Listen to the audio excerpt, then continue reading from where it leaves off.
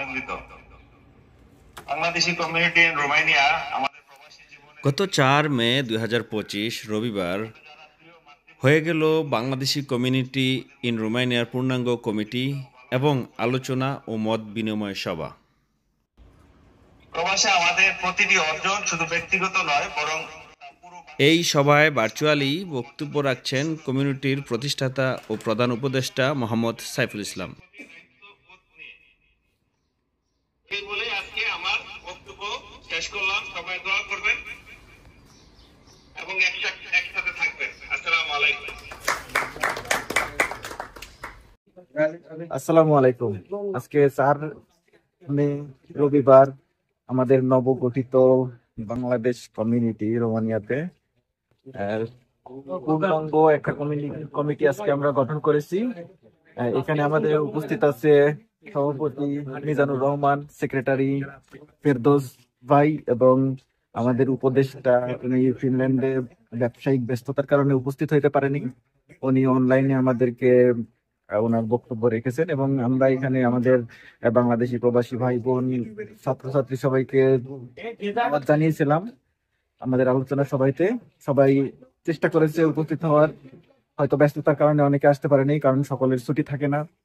এবং আমরা আমাদের অ্যাম্বাসিডারকে দাওয়াত জানিয়েছিলাম, উনি হয়তো ওনার ব্যস্ততার কারণে উপস্থিত হতে পারেনি। সম্মানিত অতিথিবৃন্দ, এখন আমাদের অনুষ্ঠান শুরু করতেছি। বিসমিল্লাহির রহমানির রহিম। বাংলাদেশি কমিউনিটি ইন রোমানিয়া কর্তৃক আয়োজিত আজকের এই আলোচনা ও মত বিনিময় সভায় উপস্থিত সম্মানিত সভাপতি জনাব মিজানুর রহমান এবং সম্মানিত সাধারণ সম্পাদক জনাব ফেরদৌস আহমেদ এবং সম্মানিত অতিথিবৃন্দ, সবাইকে জানাই আমার সালাম। আসসালামু আলাইকুম। আমি মোহাম্মদ ফয়সাল সরদার আজকের এই বিশেষ আলোচনা ও মত বিনিময় সভায় সভাটি পরিচালনা করেন সাংগঠনিক সম্পাদক ফয়সাল সরদার, যার সুচারু উপস্থাপনায় অনুষ্ঠানটি সফলভাবে সম্পন্ন হয়। একটি বিশেষ উপলক্ষে আয়োজিত আমাদের সবার প্রিয় বাংলাদেশি কমিউনিটি ইন রোমানিয়া এর কার্যক্রম, লক্ষ্য, ভবিষ্যৎ পরিকল্পনা নিয়ে আলোচনা করা এবং এই কমিউনিটিকে আরো শক্তিশালী ও সংগঠিত করার উপায় খুঁজে বের করা ইত্যাদি। আমরা বিশ্বাস করি প্রবাসে থেকেও আমরা একে অপরের পাশে দাঁড়িয়ে ঐক্যবদ্ধ থেকে আমরা একটি সুন্দর ও সহানুভূতিশীল কমিউনিটি গড়ে তুলতে পারি। তাই আসুন আমরা সবাই মিলেমিশে একত্রে আমাদের এই কমিউনিটিকে সামনের দিকে এগিয়ে নিয়ে যেতে সাহায্য করি। এখন আমি প্রথমেই আমাদের কমিউনিটির সম্মানিত সভাপতি জনাব মোহাম্মদ মিজানুর রহমান কে অনুরোধ জানাচ্ছি মঞ্চে এসে তার আসন গ্রহণ করার জন্য। ধন্যবাদ। এরই সাথে সাথে আমি অনুরোধ করছি আমাদের সম্মানিত সাধারণকে মঞ্চে এসে তার আসন গ্রহণ করার জন্য এবং আমাদের সহসভাপতি শাহিনুর ভুইয়া, আপনাকে অনুরোধ করছি মঞ্চে এসে আপনার আসন গ্রহণ করার জন্য।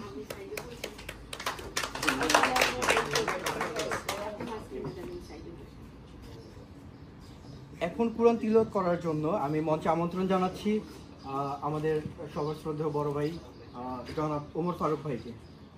উনি কুরআন তিলাওয়াতের মাধ্যমে আমাদের অনুষ্ঠান শুরু করবে। বিসমিল্লাহির রহমানির রহিম।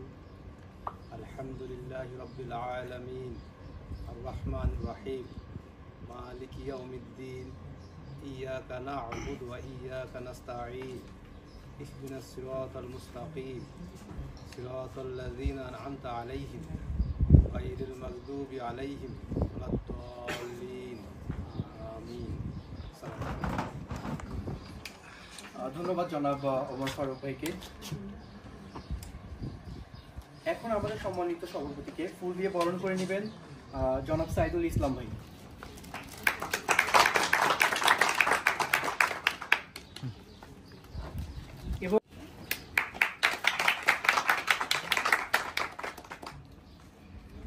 এবং আমাদের কমিউনিটি সম্মানিত সাধারণ সম্পাদক জনাব ফেরদৌস আহমেদকে ফুল দিয়ে বরণ করে নেবেন সাজ্জাদ ইসলাম, মেরাজ ইসলাম। হাসি মুখ। হ্যাঁ, ধন্যবাদ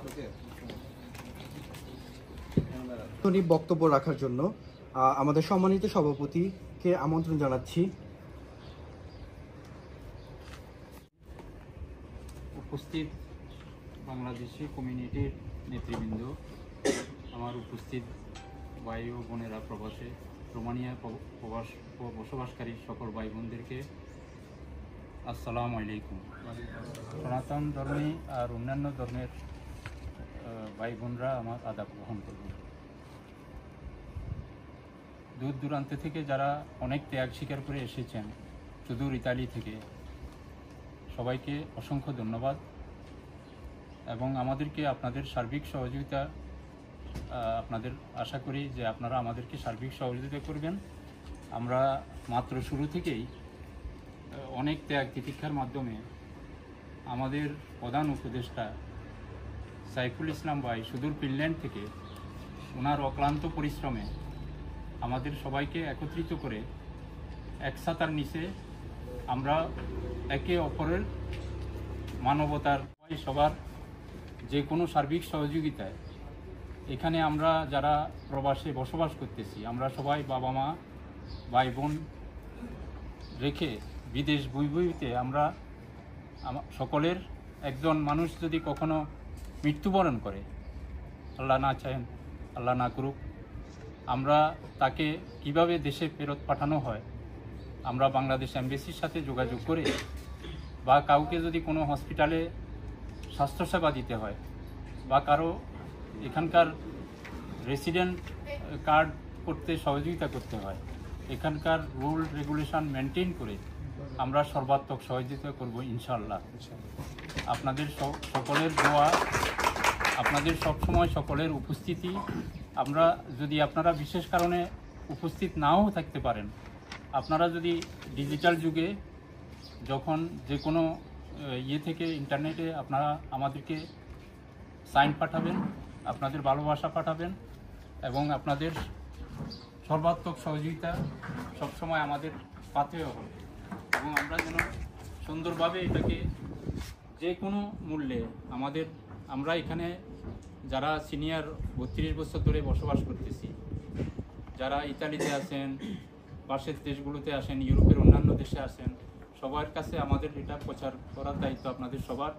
কারণ আমরাও এখানে, এটা একটা সম্পূর্ণ অরাজনৈতিক, যে যারটা ব্যক্তিগত ব্যাপার, কিন্তু আমরা এখানে একটা মানবিক সংগঠন করতেছি। আমি কোনো রাজনৈতিক বক্তৃতা জানি না, আমি কোনো সাংগঠনিক বক্তৃতা জানি না, আমি শুধু কিছু কথা এবং আলোচনা আপনাদের সাথে করতে চাচ্ছি। এই প্রথম আপনাদের সামনে যেই কথাগুলো বলতেছি সেটা হবে একান্ত আন্তরিক, সৌহার্দ্যপূর্ণ এবং সবসময় আপনাদের পাশে দাঁড়াবো। এখানকার যে কোনো, শুধু মধ্যাহ্নভোজ না, আমরা যে কোনো মুহূর্তে কারো বাসায় আমাদের ফেস্টিভ্যালগুলো তুলে ধরবো, আমাদের ঈদ উদযাপন কমিটি, তারপরে আপনার ঈদ পূর্ণমিলনী, ঈদ পরবর্তী, তারপরে জাতীয় উৎসবগুলো আমরা ধীরে ধীরে পালন করব ইনশাল্লাহ। আপনাদের আবার আমি করতেছি, আপনাদের সহযোগিতা আমাদের পাথেও। সকলে ভালো থাকবেন, সুস্থ থাকবেন, আপনাদের সবাইকে অসংখ্য ধন্যবাদ। সম্মানিত অতিথিবৃন্দ আছেন, আমরা সবাই একে একে করে সবার সাথে সবাই পরিচিত হব। সবাই ছোট করে সবার এক এক করে সবাই সবার পরিচয় বর্ণনা করবেন।